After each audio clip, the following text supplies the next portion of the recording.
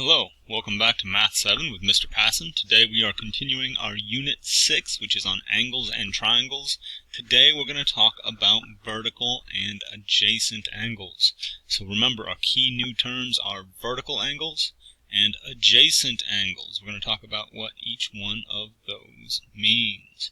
So, angles are formed when two lines cross or intersect. Intersect is a fancy word for crossing. Inter means between, and we can figure out the rest here. So in the picture below, lines X and Y are straight lines that intersect. Use a protractor to measure the four angles that were formed and complete the table. Now, in your copy of the notes, the protractor should already be there. I had to grab a copy real quick, but I should have included it in your notes. The first thing that we need to do is we need to line up the point of the protractor, this point right here with a little arrow pointing to it. And put that off to the side so you can see it. That point's got to be right on our intersection, and we want one ray lined up exactly with that ray there. Now, really wish it chose to let us see as we're moving, but I'm going to say that that is good there. So here, notice here's my zero ray. So if I rotated this ray here clockwise, that'd be 10 degrees, 20, 30, 40, 50 degrees. The measure of angle A is 50 degrees. Then let's look at angle B. Well, it's going from 50 all the way to 180. So we can do 180 minus 50. And that's 130 degrees. Alright, now, angle C, well, we could just rotate our protractor, but here's the thing that we're going to notice. So notice how this ray is opposite this ray, and this ray is opposite this ray. So that means this angle here is actually going to be the same angle as this angle over here. Okay, so that means angle C is also going to be 50 degrees. And angle D, likewise, because it is the opposite of angle B, is going to be 130 degrees. Alright, so here what did we notice? We noticed that angle C was, or had the same measure as angle A. And then also, what, B had the same measure as D.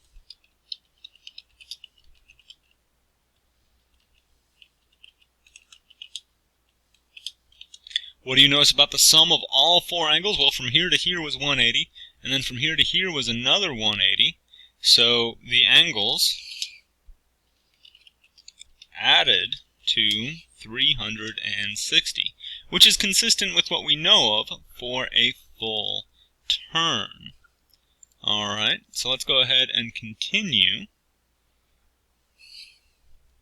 Now, we have a fancier word for things that have the same measure. We're going to start calling them congruent. Congruent means that things have the same measure. Alright, so let me go ahead and actually add that, because that's going to be one of our key vocabs. So, we can say congruent means have the same measure.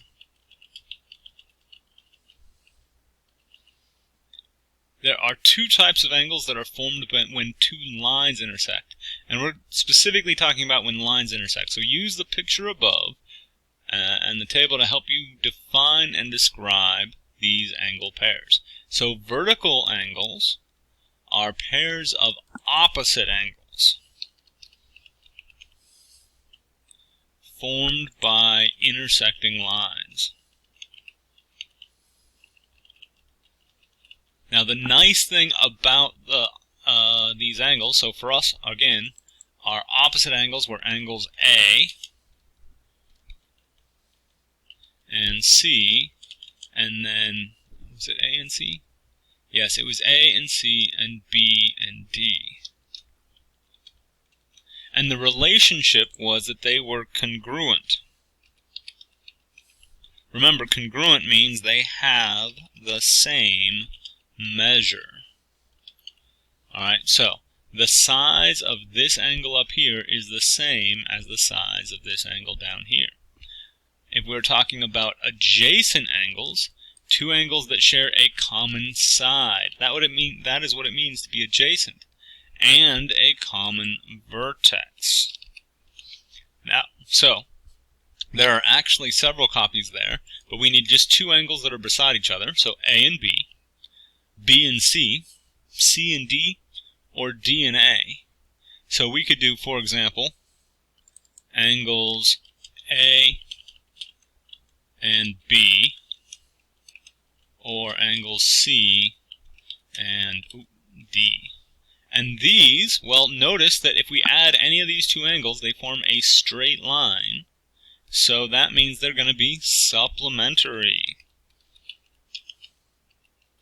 Which means what? They add their measures, add to what special number? 180 degrees.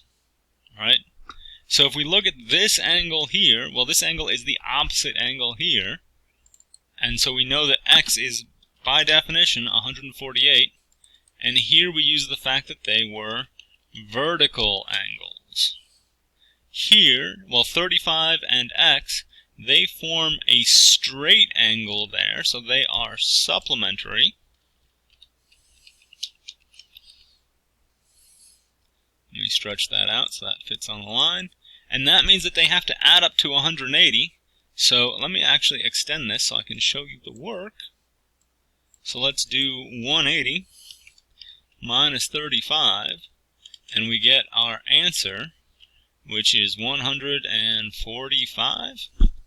So we get 145 degrees. Now, let's go ahead and go on to page 2. Alright, so here we've got relationships, okay, of angles, and we say, oh, this big angle is made up by adding these two little angles. So my equation is going to be x plus 94 has to equal 117.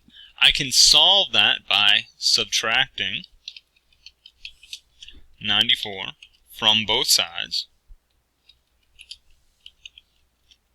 and I get that, oh, my angle, I guess, is 23 degrees.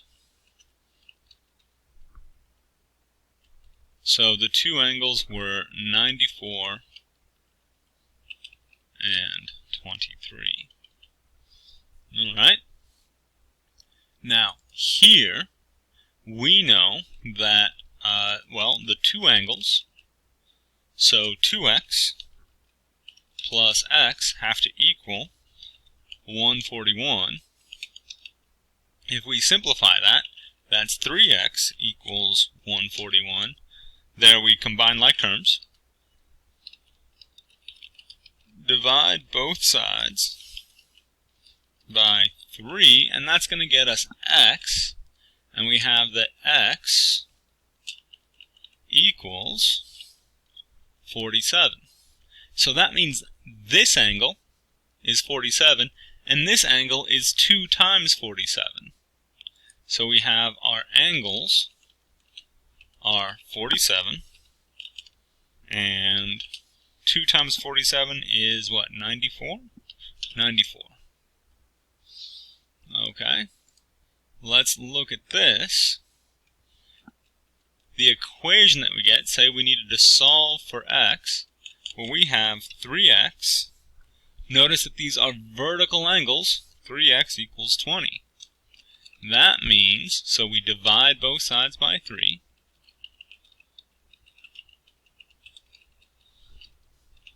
And we get 20 thirds, which is 6, well, 20 thirds is, oh, not 22, 20 divided by 3, which is 6 2/3. Alright. Now the measure of the angles, well, they were both just 20. 20 and 20. Alright. Angle relationships allow us to determine any unknown angle measures.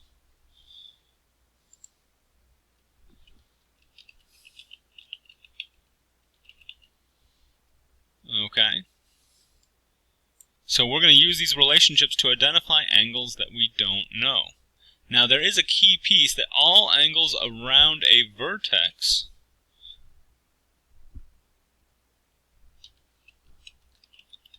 and that's really just a fancy word for point.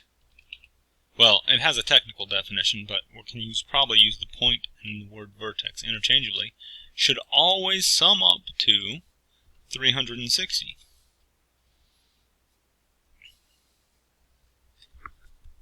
So, for example, let's go ahead and come up with our equation. The thing that we don't know, well, let's start filling in things that we do know.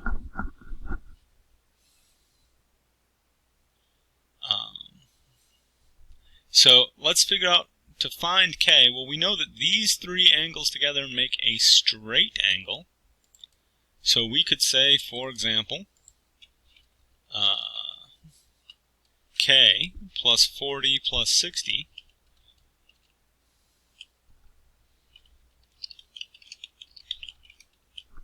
equals 180. That means the measure of K, when we solve that, is 80. Right? Now let's look at an equation to find the measure of M. Well, M is opposite, is a vertical angle with these two angles, so it has to be the same measure.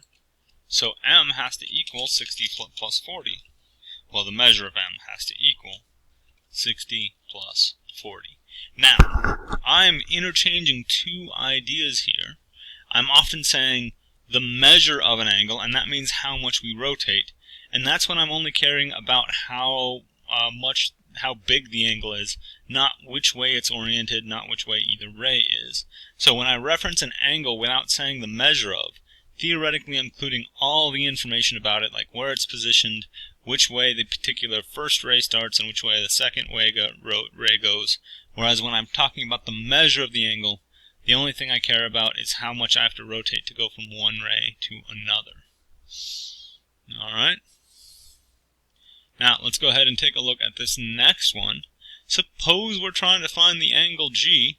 Well, we know these three angles have to add up to 180. Right? So, let me go ahead and fill in some of that stuff. Now, that little square tells us that that's a 90-degree angle. So we have 32 plus 90 plus G has to, let's make that a capital G, equals 180. We combine our like terms there and we get, well, let's do G plus 122 has to equal 180. And that means the measure of G, when we subtract 122 from both sides, the measure of G is 58. Now, let's try to figure out how to figure out what J is. Well, notice J plus G form a straight line, so we can say that 58 plus J has to equal 180. Go ahead and solve that and figure out that J equals 122. Here again, if we are looking for the angle Z, we see that these three angles here add up to a straight line. Alright, so let's do that.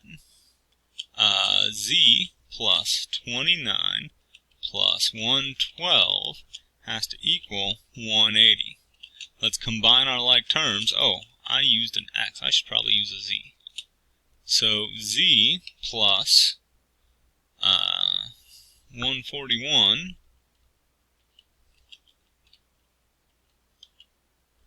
has to equal 180. We subtract 41 from both sides, and we get z equals 39 degrees. Okay? So what we're looking for is that relationship between angles that allows us to figure out a missing one. We know that if it makes a straight line, the angles that make it up have to equal 180. If all the angles around a vertex have to add up to 360. If we're cutting a right angle, we know they have to add up to 90. If angles are opposite each other, like P and K are here, then they're the same size. So if we know P, we also automatically know K. So go ahead and look at the assignment for today, and if you would like, go ahead and summarize today's lesson, and then thank you for showing up, and I hope you have a great day. Bye.